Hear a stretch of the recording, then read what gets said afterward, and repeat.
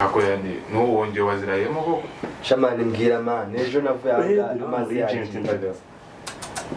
bro waraye muri uratangiye byaro wallahi ni neza wallahi cyengeye mana mbabwira ukuri ndashaka kuraka kase bro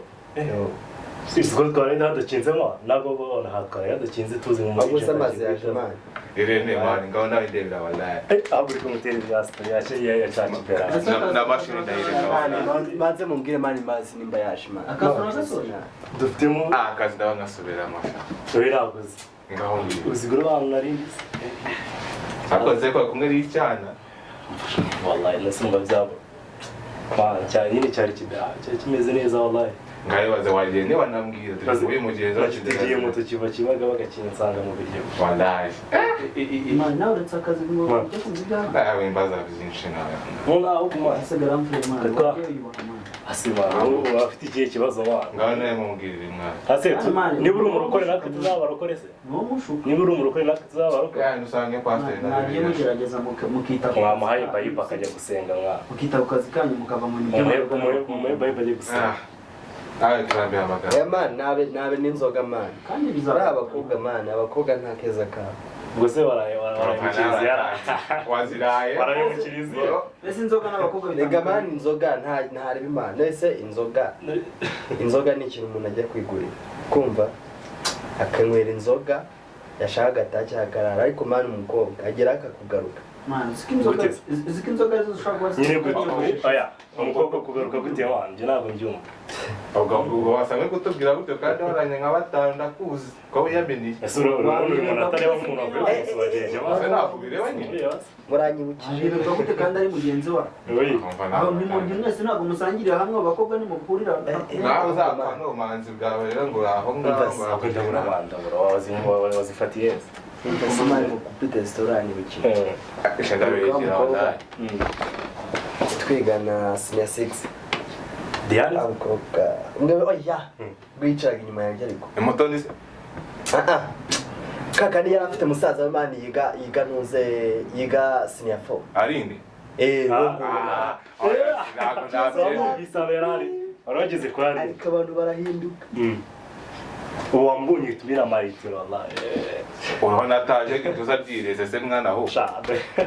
narako naruzigiye twiwe tukajya kurya cyuho ibiganiro mwaganira bifite mwana ajya kujya kurya cyane fata inzu zo kugenda tuzeke ko ahubwo ngende ndebere ko amazi yaje papa nese ari mara urabona ni kunywa urwagwa yaje ushaka gukoresha urwa yatumye se basi kujya koga papa ubwo nyine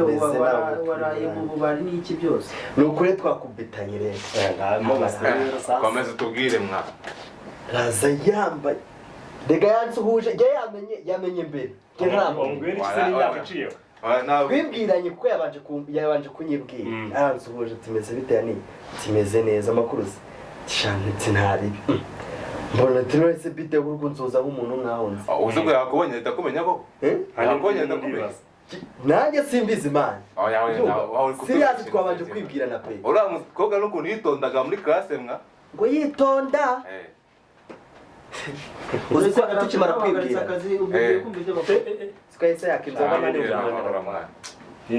ahubwo umva se mva mwibwire mane za dino nene mu ako se wamunganira nirogiye kukubaza byagenze bitewe ko nabonye wataje utinzira man abagore bakita Natasha ikarakubiye none ugafite imizigo bro nanyaje ibaze bikaragenda n'abashoferi bakagongana mu muhanda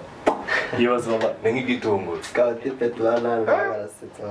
none reka mubwire ngiye none dufite ya plot ahubwo sinzi ko muri ubigenza wallahi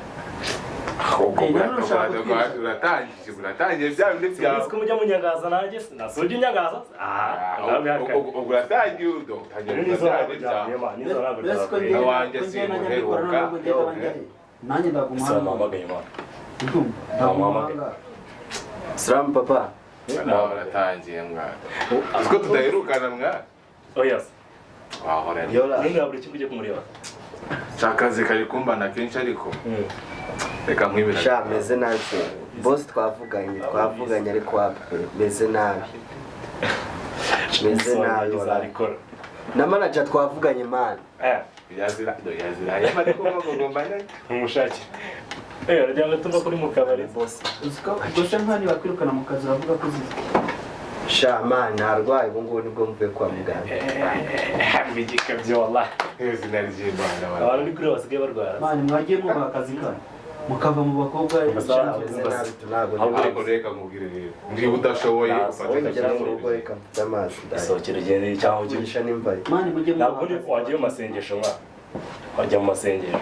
muri mujye mani dutunzwe na Murata mubwira. simuva kugenda kubabwira byose mpamvu uri kunca amazi Nari ngiye urumva nyiri mu kanya nari ngiye twatwanye proti ko bibongeraho byibura nka saa 5 saa 5 ndabona zina buri minota mike cyane ariko sufite namba ya wa muntu ujya utuzanira ibyo kurya se cyane ahubwo mbwira mbi ku muhamagaye kirikare ariko nizeye ko udahari kuko samaki yanjye ntabwo wayiryaho samaki yanjye ntabwo wayiryaho none se urumva mbere ari buze n'ibiryo wabisangiye ngeze mu mariki papa ndashonje turashonje waziraye mushaka no kongeramo izindi ushaka no kongeramo izindi mbega umukobwa ahubwo reka uno mukobwa baza yamwemeje wanaye oya ahubwo si byo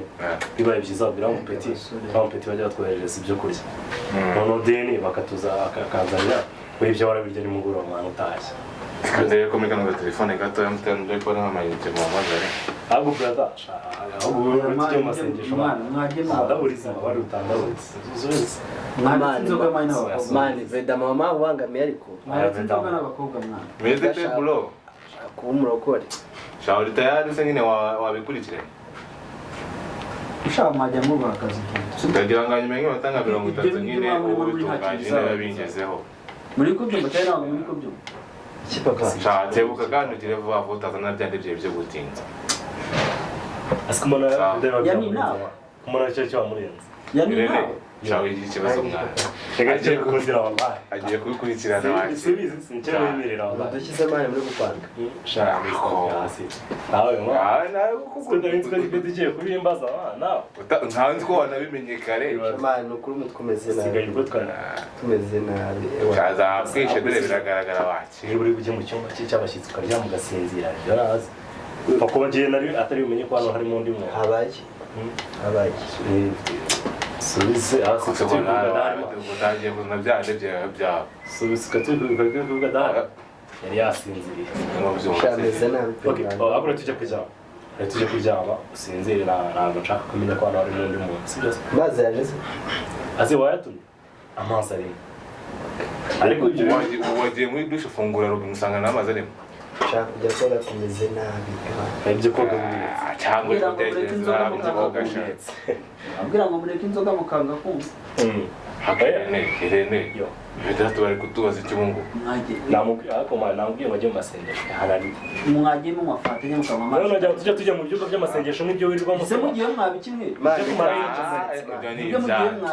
njya kumara yiki kujya gusenga umujenera rwagurika biramunanira ukuri nawe ngo ubabare ni gute umuntu ashobora kukubwira ngo itawe ibindi byose maze ngubaze nzagemera ku munsi wa mbere ngeze ku munsi wa karindwi w'icyumweru paka ukwezi gushenera ry'umwana umunsi wa karindwi ugomba kujya gusenga mu gihe waruhutse urambwira mani kamanze njye ko Irene mani umva nari kunyigana imaze iminsi nahura nawe ari kwiyoroguza n'iki